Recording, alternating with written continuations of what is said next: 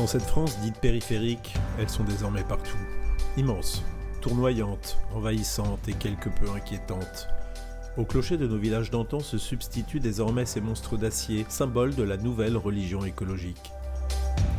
Car c'est bien au nom de la lutte pour le climat que ces éoliennes ont été imposées de force dans les campagnes, sur les littoraux et bientôt au large de nos côtes.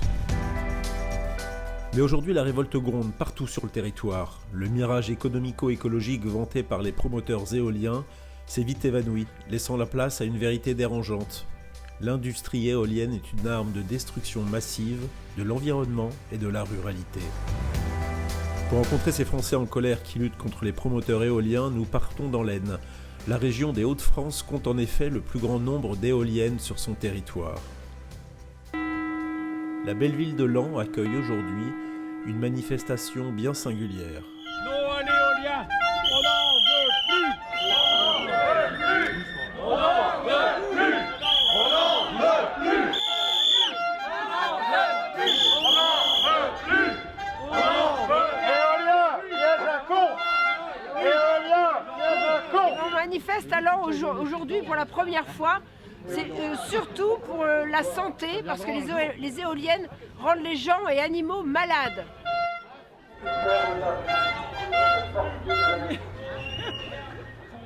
On ne voit pas d'éoliennes de chez moi, mais elles sont à 2 km. Le village en est complètement entouré. Mes symptômes sont dus aux infrasons produits par les éoliennes. C'est des acouphènes terribles. Réaction de mon médecin, madame, vous déménagez. Je ne vais pas déménager. De toute façon, maintenant, la maison, elle ne se vendra plus parce que au milieu des éoliennes, non, ça ne se vend plus, les maisons. Comme vous pouvez le voir, il y a énormément de monde. On est pas loin de 1000 personnes et on veut que tout ça s'arrête. Moi, je veux carrément qu'on démonte ces éoliennes. Tout le monde est contre, donc on devrait dire on arrête, on va commencer à les démanteler. Mais au contraire, on voit que ça continue et la semaine prochaine ça continuera et ça sort comme des champignons. De plus en plus grands, de plus en plus nombreux et on en a ras-le-bol et la population en a marre. Moi, je suis ici parce que je combats un projet bien particulier qui est un projet éolien au sud de la Somme, le département où il y en a le plus. Donc on a une saturation éolienne très important. On veut raser une partie d'un bois pour mettre des éoliennes. Seul réservoir de biodiversité qui nous reste. On ne voit pas du tout l'intérêt écologique. Le gouvernement, il a deux objectifs. Son premier objectif, c'est de mettre des éoliennes partout, sans savoir pourquoi, sans savoir comment, sans savoir à quoi ça sert. Mais son deuxième objectif, qui est beaucoup plus important, c'est d'être réélu. Et quand ils se rendront compte qu'on est 3 fois plus nombreux, 4 fois plus nombreux, 5 fois plus nombreux, là, ils auront peur de ne pas être réélus, et là, ils vous écouteront.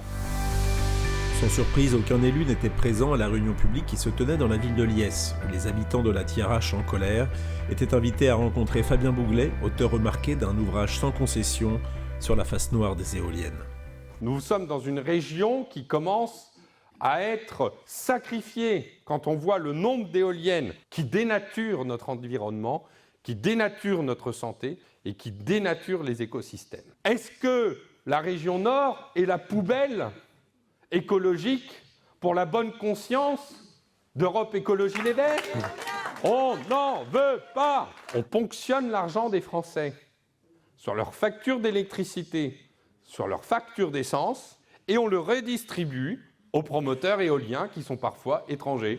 C'est-à-dire, c'est du détournement d'argent public au profit de bénéfices privés pour un système qui n'est pas écologique, qui rend malade les gens et qui nous appauvrit. Pour ceux qui, comme dans cette salle, vivent à l'ombre des éoliennes, le mal-être est palpable. Mais leur souffrance reste ignorée quand elle n'est pas moquée. La journaliste Sue Berger parcourt la France pour recueillir le témoignage de ces victimes silencieuses. Les éoliennes, elles sont peut-être un petit peu arrivées par nous, effectivement, parce qu'il y a certains agriculteurs qui ont accepté des éoliennes sur leurs terres. Mais elles pourraient bien aussi repartir grâce à nous. Oui, je ne suis pas scientifique, et vous qui allez témoigner en disant que vous êtes malade, vous n'êtes pas scientifique non plus. Sauf que si personne ne dit les choses que l'on observe sur le terrain, aucun scientifique ne viendra se pencher sur tout ça. Si vous comptabilisez le nombre d'œufs à la virgule près, et non pas comme un petit agriculteur qui dit « voilà, j'ai une vache malade, je fais venir le vétérinaire, je ne peux pas trop vous prouver », si à la minute où les éoliennes se mettent en marche, les poules ne pondent plus et les poules meurent, ça sera comptabilisé et ça sera marqué et indiqué. Et là, on ne pourra pas dire que c'est faux. Donc du coup, il vaut mieux dans ce cas que l'agriculteur disparaisse. Oui, alors voilà, on a manifesté hier à Laon, mais en réalité, il n'y a pas que les gens malades, il y a aussi les vaches malades. Je fais le tour de tous les élevages et apparemment, il y a beaucoup de gens qui ont des problèmes. Dès que les éoliennes se mettent en route... Ouais, j'ai une ferme de 40 vaches laitières, mais j'ai des problèmes depuis le temps qu'ils ont installé une éolienne derrière chez moi. Et j'ai une chute de lait terrible. Avril à août, j'ai perdu 50 000 litres de lait. Les éoliennes sont situées à 800 mètres à 1 km de la ferme. Ils ont fait 5 éoliennes là. Et depuis le temps-là, j'ai une chute et puis j'ai des avortements au niveau des vaches. J'en ai corru une hier. Cette vache-là, elle a avorté hier soir. Je peux vous faire voir le veau. Je l'ai là, je vais le chercher. Ça fait le 7e cet été, dû à cette éolienne qui est montée là, depuis le mois d'avril. Et puis le veau il est mort et puis la vache maintenant c'est réforme. Et c'est pas fini à mon avis, j'en aurai encore dans le tas malheureusement. Et cette année, je vous dis, c'est énorme le nombre de vaches qu'il y a à avoir. De toute façon ça peut pas continuer comme ça. Il y a trop d'éoliennes tout partout, on en met partout et puis on ne s'occupe pas des agriculteurs. Hein. Il n'y a aucune étude épidémiologique qui est faite, ni de statistiques. Et on les réclame pourtant depuis très longtemps et il n'y a rien de fait. C'est absolument inadmissible. C'est des gens qui vont se retrouver en faillite. Il n'y a pas qu'à Nauzé, en Loire-Atlantique. Chez nous, c'est plusieurs élevages qui sont en difficulté. Il faudrait que les politiques fassent quelque chose parce que tout seul, nous, on ne peut rien faire. Il faut réagir maintenant parce que sinon, dans 10 ans, il sera trop tard. Hein. Il n'y aura peut-être même plus d'agriculteurs à cette allure-là. Hein. Face à ce sentiment d'abandon que les riverains d'éoliennes ressentent, les politiques doivent se saisir du problème, au risque sinon d'accentuer un peu plus la fracture entre le peuple et ses élus. Le propre du député européen que je suis, c'est de veiller à l'indépendance des nations européennes, mais aussi à la soutenabilité de nos modes de vie, de nos territoires, et favoriser le bien-être des Européens et des Français sur leur territoire. Je constate depuis quelques années la multiplication des parcs d'éoliennes de manière anarchique dans quelques-uns des plus beaux paysages de France. Du Tréport à Erquy en Bretagne, de l'Aisne à la Champagne, les éoliennes se multiplient partout. Eh bien, ce sont les Français les plus fragiles, les plus modestes, les grandes victimes aussi de la fracture territoriale qui sont évidemment en première ligne face à ce qui est devenu un véritable fléau. Un fléau parce que c'est à la fois inefficace, c'est une énergie qui est extrêmement coûteuse, beaucoup plus coûteuse que d'autres énergies, on pense notamment au nucléaire, et puis c'est un scandale démocratique, on n'a jamais demandé aux habitants, on n'a jamais demandé aux Français touchés par l'éolien terrestre ou par l'éolien offshore leur avis sur le sujet.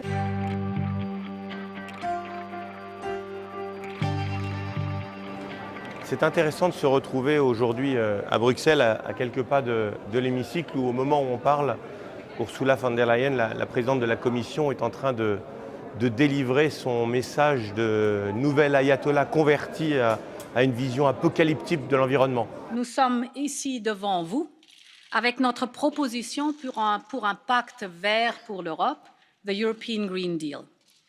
Ce sont les peuples d'Europe qui nous ont appelés à une action décisive contre le changement climatique. Aujourd'hui, on a le choix entre quelques personnes qui sont dans le déni absolu, le climat ne change pas, et d'autres qui nous expliquent que si la planète est perdue, l'humanité va mourir. Et aujourd'hui, l'Union européenne est en train de prendre toute une série de mesures, par exemple les éoliennes. Je veux parler de ces grands trucs qui brassent l'air, ces moulins à vent modernes qu'on nous présente comme étant l'alpha et l'oméga de la future énergie. La réalité, en fait, c'est que d'abord, ce n'est pas très technologique. C'est des grandes pales qui sont fabriquées en fibre de carbone, fibre de verre, dans des métaux pas très compliqués, et qui en plus vient détruire nos paysages, vient abîmer durablement le territoire français, la nation française. Mais on ressent probablement moins ce que certains vivent comme un véritable viol du paysage. D'autres parlant de véritable expulsion. Implanter un champ d'éoliennes au milieu de ces paysages, et vous avez détruit un art de vivre. Vous avez détruit la bienveillance de la nature et vous avez détruit quelque chose de cet art de vivre tellement français qui est notre patrimoine commun à tous. C'est facile pour les habitants des métropoles d'envoyer dans la France du vide, dans la France oubliée, dans la France méprisée, ce dont ils ont besoin pour leur bonne conscience. On a mis des éoliennes. Je pense que tout touriste français qui se déplace sur le sol allemand est rapidement convaincu que la production de l'énergie éolienne est une très mauvaise idée. Imaginez vos beaux paysages. Par exemple la Provence avec ses champs de lavande, ses collines, ses clochers, ces villages défigurés par des tapis d'éoliennes. Souhaitez-vous que vos paysages soient transformés en zones industrielles ou en zones de production énergétique ? Ces éoliennes qui sont implantées, on n'en voit que la partie émergée, si je puis dire, parce que sous la surface de la Terre, vous avez de monstrueux blocs de béton dont personne ne se pose la question de savoir ce que l'on fera une fois que ces éoliennes ne sont plus en service. Bétonner nos paysages et détruire la biodiversité au nom de l'écologie, c'est le triste paradoxe d'une transition énergétique qui s'appuie sur l'éolien. Pour nous rendre compte de cette réalité, nous partons en Bretagne, où des promoteurs éoliens ont été autorisés à implanter un vaste parc d'éoliennes en pleine forêt classée. Ici, nous nous trouvons dans le Morbihan, dans la forêt de la Nouée, deuxième massif forestier breton après la légendaire forêt de Brocéliande. Et le groupe Boralex compte y implanter 16 éoliennes qui feront chacune 186 mètres de haut en bout de pale. C'est la première fois en France qu'il y a un projet d'implantation de parc éolien en pleine forêt. Ensuite, cette forêt est classée en zone naturelle d'intérêt écologique, faunistique et floristique. C'est une réserve de biodiversité. Elle compte environ une 60aine d'espèces protégées. Et puis enfin, il faut savoir que nous sommes au cœur d'une bataille juridique qui a commencé en 2014 lorsque le préfet a donné l'autorisation au groupe Boralex de nuire aux espèces protégées. Du coup, des associations ont fait un recours auprès du tribunal administratif qui a donné donc gain de cause aux associations et a suspendu la totalité des travaux. Dans un rayon de 20 km, il y a 225 éoliennes qui sont soit déjà construites, soit en projet. En s'approchant, donc les pieds d'éoliennes, vous voyez ce trou béant est intéressant parce qu'on se rend bien compte de la catastrophe écologique que ça va donner. Il faut compter par pied d'éolienne entre 1200 et 1500 tonnes de béton qui ne seront jamais enlevées. Alors que l'autorisation préfectorale ait été donnée pour monter un tel projet en pleine forêt est totalement insensé. Le Conseil régional de Bretagne, quant à lui, se lance dans une grande opération de com par la création de l'agence bretonne de la biodiversité, ce qui est complètement antinomique quand ils autorisent et surtout appuient ce genre de projet qui va dévaster toute une population d'animaux qui nichent à l'année dans cette forêt. Jusqu'à maintenant, la Bretagne était assez préservée et je dirais presque en retard par rapport aux autres régions comme les Hauts-de-France et la Normandie. On sent qu'il y a une poussée pour rattraper ce retard. Le Conseil régional de Bretagne a pour projet de multiplier par 7 l'implantation d'éoliennes par rapport à ce qui existe aujourd'hui. Ici, nous sommes sur les pourtours de la forêt de la Nouée et sous mes pieds, il y a environ 1500 tonnes de béton. Sans la mobilisation des riverains qui ont monté des associations pour formuler des recours contre l'implantation du parc éolien en forêt de la Nouée, c'est ce type de structure qu'on trouvera en pleine forêt.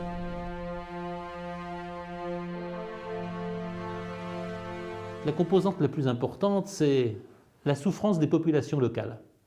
Souffrance des populations locales qui peut être une vraie souffrance parce qu'on sait que des animaux meurent à proximité des éoliennes. On sait aussi que les populations de poissons fuient en masse les implantations d'éoliennes dans la mer qui provoquent évidemment l'inquiétude légitime des pêcheurs et des populations côtières. Il y a plusieurs grands projets de parcs éoliens offshore au large de la Normandie, notamment un au Tréport en Seine-Maritime. Ils sont évidemment très inquiets. Les pêcheurs souffrent des directives européennes, ils souffrent de l'absence totale d'action de l'État pour les soutenir, alors que c'est une profession qui est en difficulté. Et ils vont avoir un parc d'éoliens offshore qui va aboutir à la modification profonde de la faune et de la flore maritime. Direction la Manche, où est programmée l'installation de 6 parcs éoliens offshore entre Cherbourg et Dunkerque. Seul le Touquet, si cher au président Macron, semble échapper miraculeusement à la pollution d'éoliennes marines. Ici, au Tréport, ce sont près de 62 éoliennes qui se dresseront bientôt au large, au grand désespoir des habitants. Nous, on se bat avec les pêcheurs du coin, avec les élus. C'est la destruction de notre patrimoine régional. C'est la destruction des emplois locaux. La pêche, notamment ici, c'est des familles entières qui vivent dans la région de ça. Les pêcheurs attirent les touristes. Les gens viennent voir les falaises ici, mais Ils viennent voir le port de pêche, ils viennent manger du poisson. Si on supprime tout ça pour mettre une usine, une centrale éolienne grande comme la ville de Paris, ben voilà, on est en train de détruire toute la richesse d'une région et elle n'en a pas besoin. Elle n'avait pas besoin de ça. Vous voyez, ce port d'activité de pêcheurs, d'activité nautique, des projets comme cela, et ben, ce serait un port vide. Je travaille au Tréport depuis 25 ans en tant que marin-pêcheur. On s'est rendu compte au fil des années qu'il était très problématique de mettre des éoliennes dans nos endroits de pêche. C'est la mort assurée de tout le secteur d'activité artisanale du Tréport et de la région. C'est l'expérience des autres parcs éoliens en Angleterre et ailleurs, où aucune activité de pêche est pérenne dans les parcs. Personnellement, j'en ai visité 3. Les 3 parcs éoliens, il n'y avait aucune activité de pêche, il n'y a rien dedans, aucune espèce n'y reste. Le parc éolien fait fuir le poisson. Le Tréport, c'est un port de pêche où il y a quand même 75 navires qui fréquentent le port et qui font tourner des outils comme ici la coopérative des pêcheurs. Aujourd'hui, vous avez des promoteurs éoliens avec des politiques qui veulent absolument mettre des éoliennes en mer, en laissant penser que c'est l'avenir. On est obligé. L'histoire, c'est que ces gens-là ont l'impression qu'en mer, il ne se passe rien. Nous, ce qu'on sait, c'est que les scientifiques qui ont fait les études sur les espaces où il y a des éoliennes nous disent simplement que les bruits, l'acoustique, les ondes font partir les espèces, voire les tuent. S'ils meurent, on ne peut plus les pêcher, et si on ne peut plus les pêcher, eh ben nous, on ne peut plus vivre. Bon voilà, c'est aussi simple que ça. Ouais, c'est ça, ouais, jeune marin pêcheur, armateur et patron du Chopière. Fils de pêcheur, fils de... mon grand-père était pêcheur, mon arrière-grand-père, c'est la famille, quoi. Peut-être la dernière génération, après c'est de plus en plus dur la pêche. Et là, c'est avec les éoliennes, ça nous arrangera pas. Donc nous, on a besoin d'être écoutés. Et nous, ce qu'on veut, c'est travailler, quoi. Étant donné qu'on ne pourra pas pêcher dans ces zones-là, on va se retrouver dans un petit secteur à plusieurs bateaux, quoi. On a un report de pêche dû à l'envahissement de l'éolien sur les côtes hollandaise, donc tous les bateaux hollandais viennent travailler chez nous en Manche et ça commence à être problématique parce que c'est trop petit pour travailler à autant de bateaux. On veut chasser le modèle artisanal pour le modèle industriel. Ce qui s'est passé dans l'agriculture les 20 dernières années, il se passe exactement maintenant ça dans la pêche. Toutes les grosses structures veulent s'approprier ce monde-là, mais de toute façon on fait juste pas le poids face aux gros industriels. Ils veulent s'approprier la mer. La finance veut s'approprier la mer. J'ai eu l'occasion de recevoir donc une délégation de pêcheurs, de coopératives, d'associations, d'ailleurs, qui ont eu l'intelligence et la lucidité de s'associer pour être plus forts en étant plus nombreux. Et aujourd'hui, ils doivent se battre contre les quotas, contre l'Union européenne et contre les lobbies de la finance et de l'éolienne. On voit partout où les éoliennes ont été plantées, la disparition de la ressource, de la faune, de la flore, des zones de pêche qui sont déplacées. On relèvera aussi au passage quand même cette vision unilatérale d'imposer un dogme éolien et qui se fait effectivement au détriment de notre économie, de nos pêcheurs. Quel est le rôle d'un élu? C'est de les recevoir, c'est d'écouter, c'est de s'informer, c'est de les défendre et c'est de dénoncer la duplicité de nos gouvernants qui obéissent clairement à la finance et au lobby. Ça a un coût financier très important pour le contribuable, ça a un coût écologique très lourd de conséquences sur la biodiversité maritime et puis ça a un coût démocratique parce qu'il est absolument insupportable qu'on saccage nos paysages, qu'on porte atteinte à la qualité de vie dans nos campagnes et que les Français, notamment les plus modestes, notamment ceux qui habitent dans ces zones rurales, eh bien, il n'est qu'un seul droit, payer toujours plus, subir toujours plus avec des désagréments importants et se taire. J'y vois l'une des plus grandes escroqueries commises au nom de l'écologie depuis ces dernières années. Tout simplement parce que le constat qui s'impose à quiconque a travaillé sur le bilan écologique des éoliennes est catastrophique. Et je reprendrai ici ce qui est écrit dans un ouvrage dont personne ne doute de la sincérité de son combat écologique, Comment tout peut s'effondrer, de Pablo Servigne et Raphaël Stivas, qui écrivent très clairement que l'éolien, comme d'ailleurs le solaire, participe du système énergétique ancien, celui des énergies fossiles, tout simplement parce que le bilan carbone de ces éoliennes, avec des composants qui viennent de Chine, avec des composants dont certains ont parcouru des milliers de kilomètres, avec des bases en béton enfouies dans le sol dont personne n'a prévu le recyclage. Compte tenu du fait qu'il faut absolument la présence d'une centrale énergétique pour compenser l'absence de vent, le rendement de l'éolien est probablement d'une unité consommée pour 3 à 4 unités produites. Il n'y a rien de pire, sinon les biocarburants. On le voit, le rendement de l'éolien n'est en aucun cas capable de remplacer de manière efficiente les carburants fossiles. C'est d'ailleurs tellement vrai que l'Allemagne, qui a dépensé des centaines de milliards d'euros pour mettre en place un plan d'énergie renouvelable, est en train très largement d'y renoncer. Les éoliennes, c'est pas efficace. Aujourd'hui, l'Allemagne, qui s'est fait le pays promoteur de ces énergies alternatives qui ne sont pas tout le temps employables parce que le vent ne souffle pas toujours ou pas toujours dans les bonnes conditions, est obligée d'importer de France de l'énergie nucléaire. Et l'énergie nucléaire, pour le coup, c'est une énergie décarbonée, une énergie positive. Donc vraiment le principe même de la fausse bonne idée. Comme l'Allemagne a voulu être en pointe dans la production de ces énergies renouvelables, ces énergies vertes, elle a couvert des espaces entiers de ces éoliennes qui détruisent le paysage. On en a même installé dans les forêts millénaires protégées. À cela s'ajoute le fait que ces éoliennes n'ont économiquement aucun sens, car il est maintenant établi que la meilleure rentabilité de l'éolienne, c'est quand elle ne tourne pas, car alors, il y a quelque part une centrale thermique qui produit de l'électricité à un coût infiniment moindre. Si l'on compare aujourd'hui les prix de l'énergie en Allemagne et en France, on voit qu'il est 3 fois plus important chez nous. L'Allemagne a le prix d'électricité le plus cher d'Europe. Cette différence de coût s'explique par le fait que la France dispose majoritairement de l'énergie nucléaire, pourtant décarbonée, quand l'Allemagne a souhaité stopper la production nucléaire pour développer intensément l'énergie éolienne. Mais on constate aujourd'hui qu'il y a tellement d'éoliennes et de parcs éoliens sur le territoire allemand qu'il n'y a presque plus d'espace libre, et Dieu merci, on constate actuellement que l'énergie éolienne s'est considérablement ralentie en Allemagne pour s'acheminer même vers sa fin. La véritable transition écologique, c'est de revenir sur les illusions de la mobilité, revenir sur les illusions de l'homme hors sol, sans frontières, sans territoire, sans nationalité. C'est revenir au local, c'est revenir au droit des indigènes à bénéficier des services gratuits de la nature sur leur sol.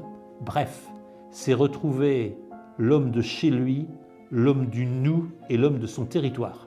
Ce combat-là, c'est un combat que j'espère conduire au Parlement européen avec tous les membres du groupe et de la délégation Identité et Démocratie. Parce que celles et ceux qui savent qu'ils ont reçu ces territoires merveilleux de France et d'Europe, de celles et de ceux qui se sont sacrifiés, qui se sont battus pour les conserver à leurs enfants et à leurs petits-enfants, ressentent le devoir de les transmettre meilleurs, plus beaux, plus vivants, plus bienveillants à leurs enfants et leurs petits-enfants. Et c'est pour moi la source du combat écologique. Quelque part, le combat écologique, c'est le combat de celles et de ceux qui sont conscients de leur responsabilité envers les générations futures du territoire dont ils ont hérité et qu'ils doivent transmettre. C'est un combat identitaire, c'est un combat citoyen et c'est un combat national.